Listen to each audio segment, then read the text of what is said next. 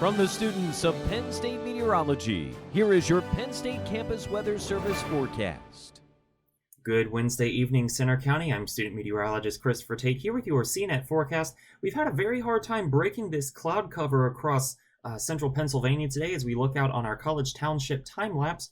You can see that we had a few breaks of sun in the late morning hours, but other than that, it's been a persistently cloudy day here in central Pennsylvania. And not only has that helped to, keep us cloudy, of course, but it's also kept our temperatures at bay. As of the 3 o'clock hour, we've only managed to make it up to 27 degrees, yet another day where we failed to break the freezing mark here in Happy Valley.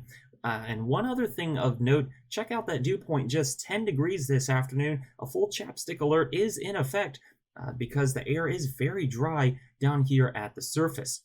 The air is very dry elsewhere across the Commonwealth this afternoon, and the temperatures are just as low, 27 degrees also in Clearfield and Indiana.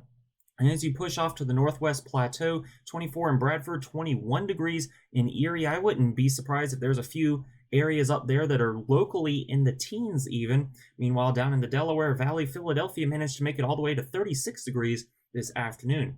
Philadelphia, of course, also dealing with the same cloud cover that we are, as is a majority of the Commonwealth today.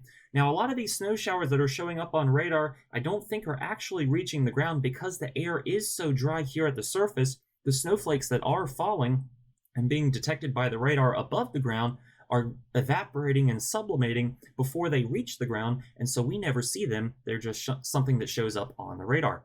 There is much more persistent and heavier precipitation across parts of the Midwest. That's associated with a weak disturbance that'll be pushing into our area over the next 12 to 18 hours.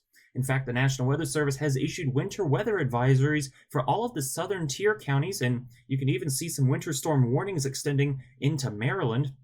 No advisories here in State College, but if you are going to be heading south, maybe into Blair County or into Huntington County overnight tonight, you are going to want to keep an eye out for some local snow accumulations on the order of a couple of inches here and there. The most persistent snows will be on the Turnpike as we time this out on future weather. Snow through the overnight hours, that'll eventually taper off as we head into the morning hours of Thursday. Then during the day on Thursday, a few breaks of sun are possible, so I'm calling for a partly cloudy day. Likewise, on Friday, we'll have some periods of sun, maybe a few novelty flurries here or there, before clouds build back in during the day on Saturday, and that'll be in advance of the next storm system that's going to brush by our area. It'll be a fairly quick-moving system. I don't expect any significant accumulation to come out of this, but it will be in the form of snow. Sunday into Monday, a relatively quiet day with high pressure situated to our northwest to try and help moderate temperatures a little bit.